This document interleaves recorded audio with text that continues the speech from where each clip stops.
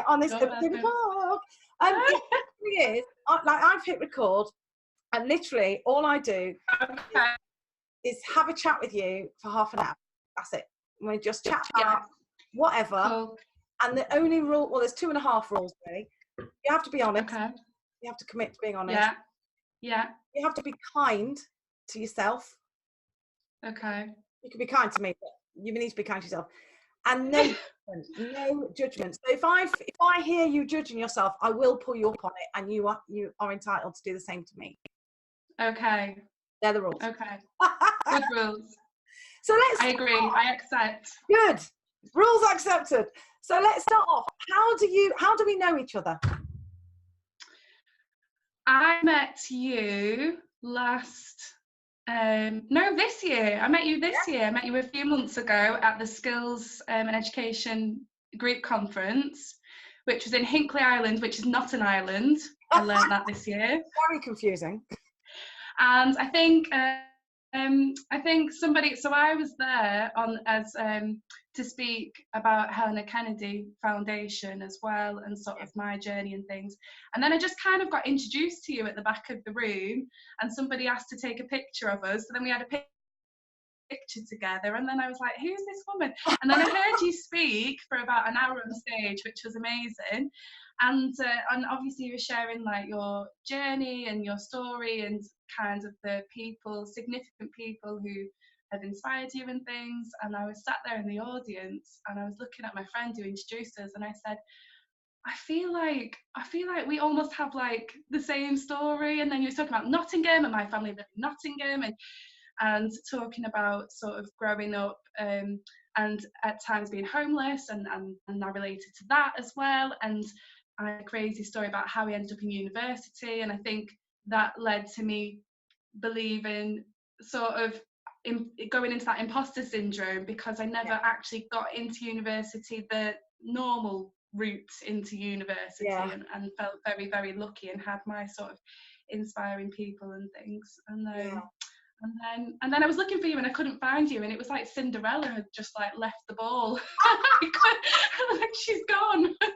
I've never been called Cinderella before. I'm getting that on a t-shirt. I mean, I didn't find any shoes, but you know, I couldn't find you. So yeah, and then I think we've just kind of maybe stayed in touch a little bit on Twitter. I've certainly stalked you on Twitter a little bit. So you're very welcome to stalk me. I like Twitter stalkers. They're not annoying. They don't get in your way when you're trying to get to the shops. They just follow you and chat with you. It's quite nice. just Twitter stalks. Yeah. So let me ask you, because I spent a lot of time. Like I wrote the book on imposter syndrome. Like, in fact, so much so that for me, if someone said to me, oh, you've got imposter syndrome, I'd say it's not a syndrome if you are actually an imposter. I mean, that's how wedded I was to like, no, it's not a syndrome. I'm living as an imposter. Yeah. So I spent a long time hiding like who I was, hiding my past, my terrible X Factor backstory worthy past, and lying about who I was and pretending to be, I don't know, well, an approximation of what I thought was a really convincing act of being middle class. Looking back, I don't think anyone was fooled, but I thought I was pulling it off. And just, I'm like being ashamed of who I was and where I was from and what I'd done, and trying to, in some way, the highest possible thing I could aim for was to just be acceptable. Not accepted, but to be acceptable. Like I lived as if someone any minute was going to come and tap me on the shoulder and go, oh, I'm sorry, are you Jaz Ampaw-Farr? Yeah, we've made a mistake. This is the wrong life. You need to go. I mean, I lived like that might happen any minute. Is that your experience as well? Or have you felt, how have you kind of navigated an experience that isn't perhaps the norm? I'm still scared. I'm still scared somebody is going to pull me up and say, do you know what? We've kind of looked into you as a person. And actually, now we know you as a person and where you've come from, you're not in the right job. I'm still scared of that. And when I go in, because I now have to speak in front of people, and like this whole idea of finding my voice, like believing in myself when I'm speaking is still really hard. Yeah. And it's so easy to be kind to other people, but not be kind to myself. But I'm so scared that when I speak, someone's going to go, she hasn't got a clue. She's pretending. She doesn't know what she's talking about. But And do you know what? Do you know what you're talking about? I think so. Are you just making random stuff up, or do you actually know? No. Yeah, it's right. And do you know what? It reminds me of something, actually, I don't know if you remember saying this to me, but when I was going up to speak in that conference, I was sharing my story. Now, I only got, I think, I meant to have 5 minutes, and I always run over, but I'm only meant to share 5 minutes of my story, and I was so nervous. And you said something, somebody else had said it to me once before, and it's actually really helpful. It's easy. This is your story. This has happened to you. You know, you're not making anything up. Yeah, because that's the thing. You're sharing your experiences. The truth. And I think, and the thing is, I still feel nervous every time I speak. I don't think it'll ever change. I feel I feel sick. I feel like I'm going to be. Yeah. And I have to sit myself down and say, Jaz, what are you worried about? You're worried you might forget what you're going to say. That nobody will laugh at your jokes. People will think, people won't believe you.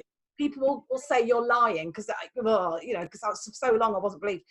Or what if my computer falls off the stand? What if my clothes fall off? I mean, I don't know. I'm worried about catastrophizing. Yeah, the only thing I'm not worried about is if I drop dead, because then I won't have to do the talk. So that will get me out of the talk. But I'm worried about this stuff. And what I realise is that all those things are about me. It's all about me. What if I look silly? What if I feel bad?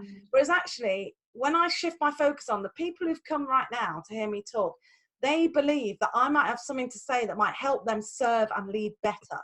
And so I need to get out of my own way, stop being a selfish cow and worrying about myself, think about the people who've given up their time to be there. And when I do that, I don't feel nervous. I feel, right, I'm here I'm going to show up for you because you've shown up. So, and the thing is, how do you forget your own story? How do you forget you know, how do you forget the impact that people have had on you? You don't.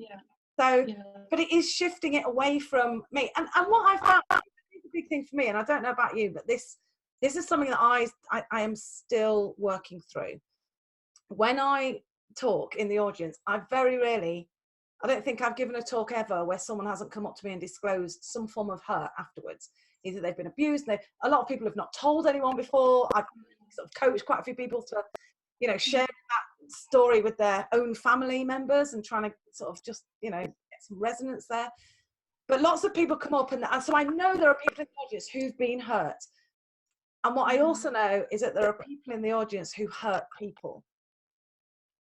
And I have to say, I am going to show up now and I am going to share this with you. And what I'm going to hold in my heart, if I can be honest, is that something will resonate with you and convict you to either move you out of victimhood or move you out of being a perpetrator.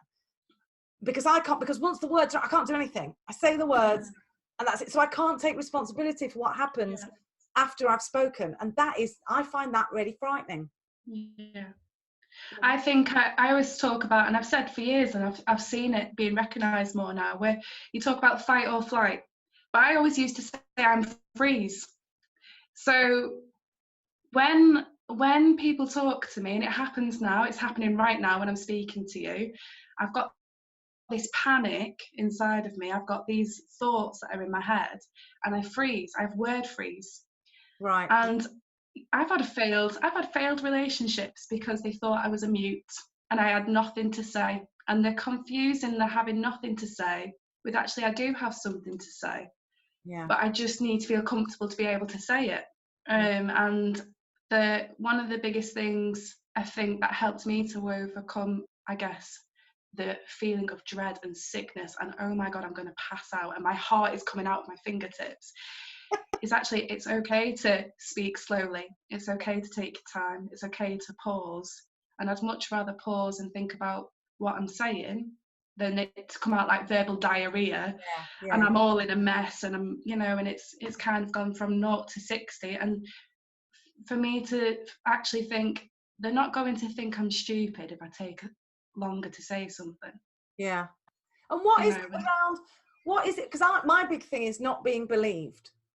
Like I'm scared, and I guess that's I guess it kind of makes sense because of how many times I tried to speak out and wasn't believed. But it's like that was then. I'm 49 years old. I'm an adult. People listen to me. It's a professional. And I think for your thing, you've mentioned it a couple of times. People thinking I'm stupid. How well, I think it's about not thinking that people think I'm stupid. I think I've never found my camp, if that makes sense. Right. So the way that, I mean, how I grew up, I mean, I was out of my house and, you know, living in a youth hostel from 17 years old, being kicked out a couple of times before that. So the kind of crowd that I was mixing with, I never really fit in, because whilst I got on really well with them, I also was really keen to learn and to study and to want to move on. Then of course I've learned and I've studied, and I've kind of moved on into the world of teaching. I'm now in a senior leadership team where I'm head of a department, and again I don't feel like I fit in, because I'm still sort of Misha from Chorley that likes to go to raves and things, so I kind of don't fit into that camp. So I'm kind of stuck, you know, and I'm kind of, I had to start saying to myself, well, I'll make my own camp and people can come and join me if they want to. It's, I mean, and it's not crossing, because I find it with being like being able to, I still think I can blend, but being able to kind of mix in a middle class. I had dinner with the Scottish Deputy First Minister the other night. I eat a lot of big knobs, right? And then at the same time, you know, my family still live in the situation that I described, my brother and sister. So I'm mean, I can span that. And then there's the colour thing, the fact that I'm brown, but like I grew up with white people. I don't know who my dad is. All my family are white. Everyone I know is white. My husband is the first black guy I ever spoke to. I was like, tell me about black people, because I grew up with white people who were incredibly racist. Of course I'm going to hear about it. And then I fell in love with him, and then I married him, and now I've got 3 brown children. So now I look like super black. And I've got no culture whatsoever. Like, he's Ghanaian. I've tried to pick up a few words. But and people will say to me, oh, you're trying to be more black going out with him. And it's like, I actually quite fancy him with his arse. And for a long time I railed against not being comfortable with in this middle class mindset, not being comfortable in this kind of poverty mindset, not being comfortable in this black, you know, education, not being comfortable in the kind of white saviour. And it's like, do you know what? Clearly I don't fit. So the world is going to have to create a new category. And even if it's only me in it, I'm going to feel comfortable here rather than uncomfortable everywhere. And what I found is when I started doing that, there's a whole tribe amassed around me of people who may not have the same story. They know what it is to feel guilty, scared, lonely, worthless. And we can talk into that, get into complexity. Yeah. And I think and Women Ed did it for me. Women Ed, it was the relationships I built around Women Ed, like dragged me screaming and kicking into being stronger and braver than I was before. And I read a good. Go on. No, you sorry, it just kind of broke up. Sorry. I was going to say I read a brilliant book called Quiet. I don't know if you've heard of it. And it's written by Susan Cain, and it really struck a chord with me because it was talking about introverts and extroverts and how we're in a world where we create this ideal of being an extrovert. Which is fine if that naturally suits you, but actually, you know, some of the most successful CEOs around the world are introverts. And then they said there's another group of people who I'm just going to get something. Keep going. No, hold on. Can you hear me? I can. I've just got another book, which is awesome. Have you seen No. Oh my gosh. So Aisha Small is a friend of mine. She is literally awesome. We're like polar opposites with everything in common. She wrote this book, Unexpected Leader, and it is about being an introverted leader. And she just interviewed 8 different women leaders. They've told their story. Yeah, they are all women. Oh no, I'm on the back. I've just noticed myself. But this book is so powerful. Just in terms of that, exactly that.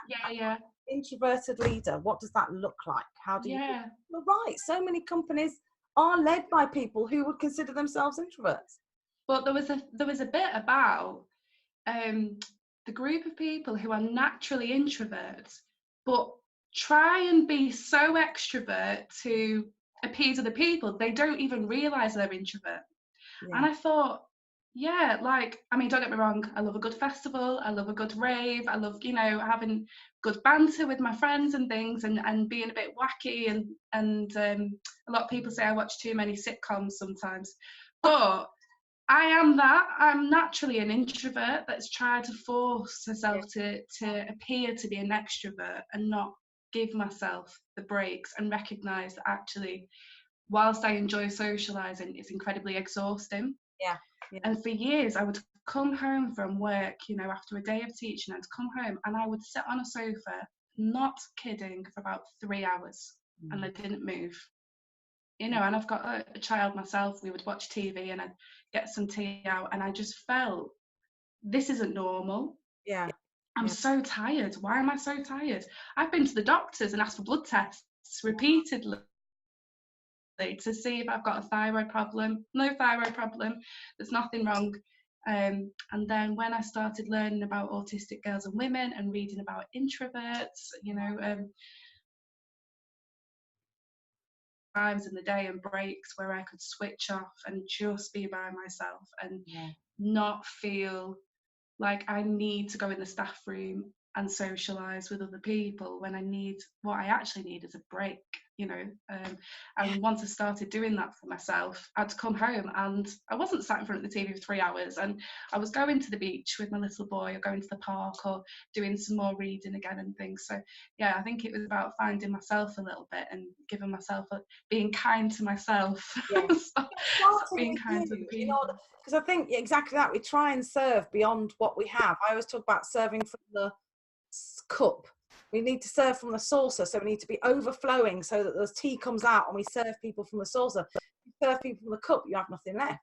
But because I'm an extrovert, surprise, and I love belonging, community and people. But what I find is that when I'm like vulnerable or scared or run down, is that I will withdraw. Because I remember when I was in teaching, I'd have a tough day, and then I wouldn't go to the staff room, and I wouldn't go for lunch, and the withdrawing made me even more miserable, because it became this kind of circle of, oh God, I'm not good enough, no one's telling me I am, or maybe they think I'm not, and it became this sort of circle. And I have to be aware that there are times when I take time out to go, I'm just going to sit now. That's my plan for the next 10 minutes. Yeah. And I love yoga and I exercise every day. That makes a huge difference. If I'm not exercising, I'm in danger of sinking back into depression all the time. But so I do things to keep myself kind of within a window of tolerance. But I notice that I can withdraw quite sufficiently. And I don't know if people always notice. I don't know, because I think it's really hard to notice that, really hard. And one of the things I talk about, you know, I work in a special needs school, and when I deliver training, I always talk about this meltdown, shutdown crisis, and how it looks differently. And I said, well, you know, meltdowns are very loud, they're very obvious. You know, that it might look like, you know, aggressive behaviour, it might be shouting and swearing, but actually that person's letting you know that they're not okay, you know. So that start.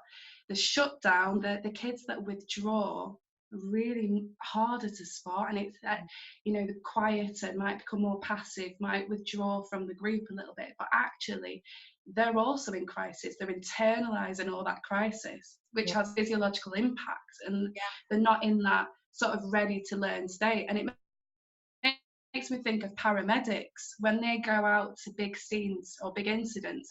They're told, you know, if they're shouting, okay, if there's some that are not shouting, go to them first, because actually, you know, they could be in shock, or it could be more serious. You know, I think it's really, really hard to spot, you know. That's so true. And withdrawals. And when you're with people, because you can say, oh, well, they're just quiet, or they're just they need a moment. But one thing I remember about being separated, because I love being with people. I'm so keen to belong, and I love, like, you know, community and connecting with people.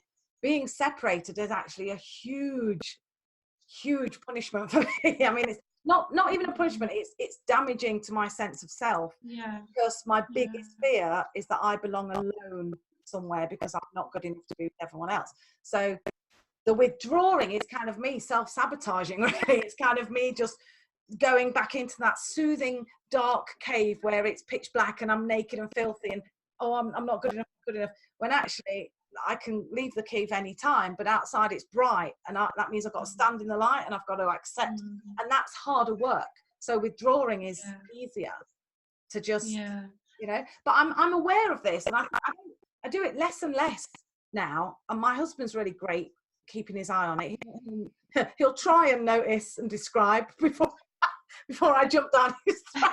He'll try, but it is, I just find it interesting that just like listening to you now and thinking, because when you talk, you are like, I go to a lot of conferences, right? I get to go to, like tomorrow I'm going to a conference where I'm speaking, so is Lem Sissy and so is Matt Pink. I mean, I get to be in front of these amazing speakers the whole time. It's the best thing about my job. I just have to show up and try and do something coherent, and then I get to stay.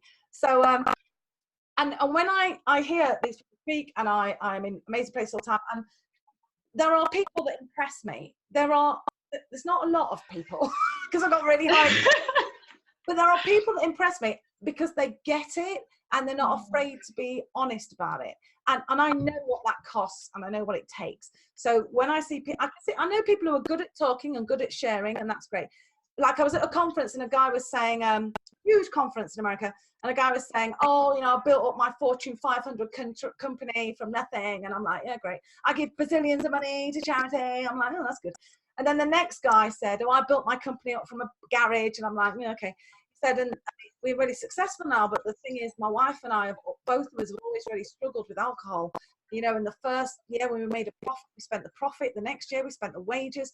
And we've like hurt our family and the people who trust us, the people who rely on us to pay their wages. We've hurt them, and we've had to, and I'm like, I am all in, because I know that this is hard to say, and I know that it was hard to live. And I feel that, and I want to find out how you sustained, survived, and persevered. That's worth me keying into. So I'm telling you this because listening to you now, just listening to this, you are already that group of people who impress me. I'm impressed. I'm impressed because I can see the bravery, the commitment, and I know it's not comfortable. I know that it's your choice. So you have like ultimate respect for me. And I'd love it if you could hold that as something real. Because I've got no reason to lie. Two, I'm actually quite transparent. What I say is what I mean, and you can usually tell if I'm trying to be evasive. And three, the whole point of these open table talks is that we're able to be honest in a way that allows us to hear something about ourselves that perhaps in that Joe Harry window section of the stuff that everyone knows about us but we don't know. And what this is the known unknowns. Mine is, this is the first open table talk I've recorded. I know amazing people, famous people, and I've chosen to do it with you because I am so impressed and intrigued and grateful for the story you have and the story you share. Are you trying to make me cry on camera? Everybody cries when they talk to me. I have a gift. It's my special superpower, making people cry. I don't mean to do it, but I break humans for some reason. It's not intentional. Well, I tell you what, I've never done anything like this before, and I thought, when I heard about the open table talk, you know, I thought it sounds amazing, and I think it's a really, really good opportunity to get people to be more, I don't know, be more honest. It feels a bit more comfortable than having 800 faces sort of looking up at the stage and the spotlight on you, and you can't really see people because the light's shining in your eyes and things. So I think it'll be really good to see what comes out of it as well. Well, look, thank you so much, Misha. I really, you're welcome. Thank you. Time and your energy and your talent. You are truly awesome.